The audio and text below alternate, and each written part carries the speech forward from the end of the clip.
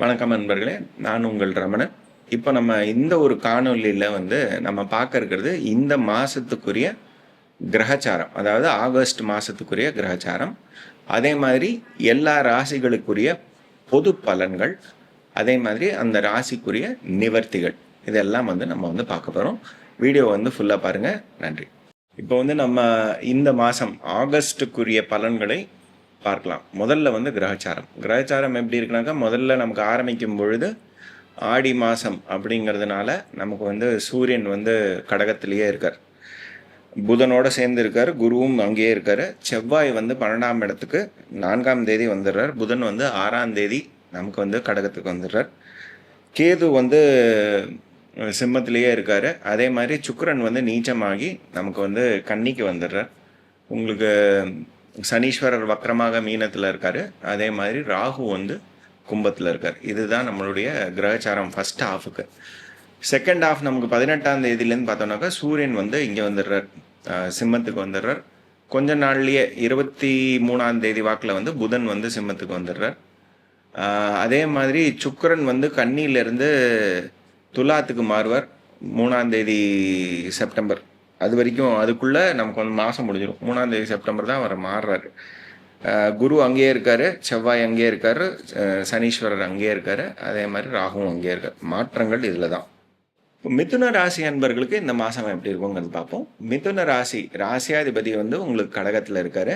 நமக்கு அது 6ஆம் தேதி கடகத்துக்கு போயிடுவார். அது வரைக்கும் மிதுனத்திலே இருப்பார், கடகத்துக்கு வந்துடுவார். சூரியனோட குருவோடு சேர்ந்து இருக்கக்கூடிய ஒரு காலம். 18ஆம் தேதிக்கு அப்புறமா சூரியன் நமக்கு சிம்மத்துக்கு வந்துடுறாரு. புதன் நமக்கு 23ஆம் தேதி சிம்மத்துக்கு வந்துடுறாரு. பேசிக்காக ராசியில் இப்போ செவ்வாய் இருக்கார். ஸோ செவ்வாய்ங்கிறது உங்களுக்கு 11 கூடையவர், 6 கூடையவர், ரெண்டுமே அவர். ஸோ மேஜர் சேஞ்சஸ் நம்மளுடைய இதில் எங்கெங்கெல்லாம் நடக்கும். செவ்வாய் நமக்கு ராசியிலே இருக்கிறதுனால நமக்கு கிடைக்க வேண்டிய லாபங்களில் என்னெல்லாம் தடைகள் இருந்ததோ அதெல்லாம் நீங்கி பெறுவதற்குரிய ஒரு வாய்ப்பு நல்லா இருக்குது. அதே மாதிரி லோன் ஃபெசிலிட்டிஸ்க்கு என்னெல்லாம் நம்ம ட்ரை பண்ணிகிட்ருக்கோமோ அந்த விஷயங்கள்லாம் சக்ஸஸ்ஃபுல்லாக நமக்கு கிடைக்கிறதுக்குரிய ஒரு வாய்ப்பு நல்லா இருக்குது. செவ்வாய் பார்க்கக்கூடிய இடமானது உங்களுக்கு 7ஆம் இடத்தையும் பார்க்குறாரு, அதே மாதிரி 8ஆம் இடத்தையும் பார்க்குறாரு. அதனால் நமக்கு லைஃப் பார்ட்னர் ரிலேட்டடான விஷயங்கள், அவங்களுடைய ஆரோக்கியம் சம்பந்தப்பட்ட விஷயங்கள் கவனித்து பார்க்க வேண்டும். அதே மாதிரி ஒரு பார்ட்னர்ஷிப் ஒரு உருவாகுவதற்குரிய ஒரு அமைப்பும் நல்லா இருக்கு. 8ஆம் இடத்தை பார்க்கறதுனால நமக்கு மறைமுகமாக இருக்கக்கூடிய எதிர்ப்புகள் எதுவாக இருந்தாலும் அதை தகர்க்கக்கூடிய ஒரு அமைப்பையும் இந்த தடவை செவ்வாய் நமக்கு தருவார். ஏன்னா அவர் தான் நமக்கு 6 கூடை வரும். ஸோ இந்த ஒரு அமைப்பை பாசிட்டிவாக தர்றதுக்குரிய ஒரு வாய்ப்பு நல்லா இருக்கு. சனீஸ்வரர் வேற வக்கரமாக இருக்கிறதுனால நமக்கு அந்த 8ஆம் இடத்துக்குரிய அமைப்புகளை நல்லா கொடுக்கறதுக்குரிய ஒரு வாய்ப்பு நல்லா இருக்கு. ஸோ நமக்கு இன்டைரக்டாக வர வேண்டிய பைசா எதெல்லாம் இருக்கோ, இன்சூரன்ஸ் பைசா, இல்லை நமக்கு ஃபண்டிங் ஏதாவது எதிர்பார்க்குறோம், இந்த மாதிரியான விஷயங்கள் எல்லாம் நமக்கு வர்றதுக்குரிய ஒரு அமைப்பும் இருக்குது.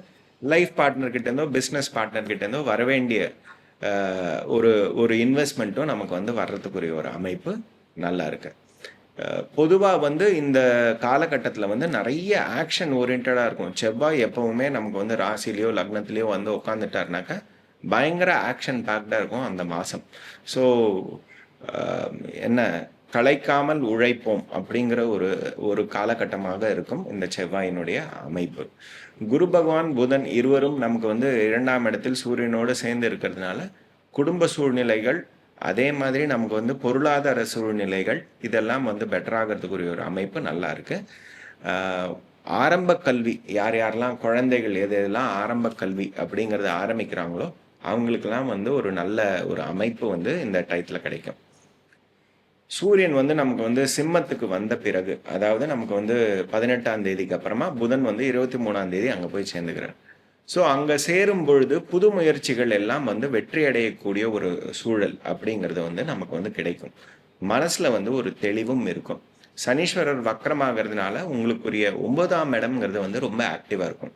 ஸோ நம்ம எடுக்கக்கூடிய விஷயங்கள் எல்லாம் சக்ஸஸ்ஃபுல்லாக முடியறதுக்குரிய ஒரு அமைப்பு இருக்குது. தந்தையினுடைய ஆரோக்கியத்தை கவனித்து பார்த்துக்கணும். ஃபாரினில் போய் படிக்கணும் அப்படின்னு நினைக்கிறவங்க, இல்லை ஃபாரினில் போய் செட்டில் ஆகணும்னு நினைக்கிறவங்களுக்கு ஒரு நல்ல அமைப்பை இந்த டைம் பீரியடில் கொடுக்கும். சுக்கிரனுடைய அமைப்பு நமக்கு 3 செப்டம்பருக்கு மாறும். மாறினதுக்கு அப்புறமா இந்த விஷயங்கள் வந்து இன்னும் பெட்டராக ஆகிறதுக்குரிய ஒரு வாய்ப்பு நல்லா இருக்கு. அது வரைக்கும் கொஞ்சம் முன்னும் பின்னும் இருக்கிறதுக்குரிய ஒரு வாய்ப்பு இருக்கு. அதே மாதிரி நமக்கு வந்து சுக்கிரனுடைய அமைப்பு நமக்கு வந்து 4ஆம் இடத்துல நீச்சமாகிறார். அப்படிங்கும்போது குழந்தைகளுடைய ஆரோக்கியத்தை கவனிச்சு பார்த்துக்க வேண்டிய ஒரு சூழல். பூர்வீக சொத்து சம்பந்தமான விஷயங்கள வந்து இப்ப தொடாமல் இருப்பது நல்லது. அதுவும் வந்து 18 செப்டம்பருக்கு அப்புறமா 18 ஆகஸ்ட்டுக்கு அப்புறமா எஸ்பெஷலி நம்ம வந்து இத வந்து தொடாமல் இருப்பது வந்து நல்லது. அதுக்குள்ள வந்து நம்மளால என்ன பண்ண முடியுமோ அத பண்ணிக்கலாம். ஆனால் பொதுவாக வந்து ஸ்பெகுலேஷன் பண்ணாமல் இருப்பது, அதே மாரி பூர்வீக சொத்து சம்பந்தப்பட்ட விஷயங்கள இப்போ வந்து தொடாமல் இருப்பது நல்லது. இது 2 விஷயத்தையும் வந்து கவனிச்சு பார்த்துக்கணும். தாயாரினுடைய ஆரோக்கியத்தையும் வந்து கவனித்து பார்த்துக் கொள்ள வேண்டிய ஒரு சூழல். வாகனங்களில் சின்ன சின்ன சேதாரங்கள் ஏற்படுறதுக்குரிய ஒரு வாய்ப்பு இருக்கு. அதற்குன்னுட்டு ஒரு செலவு, சின்ன செலவு அப்படிங்கிறது இருக்கு.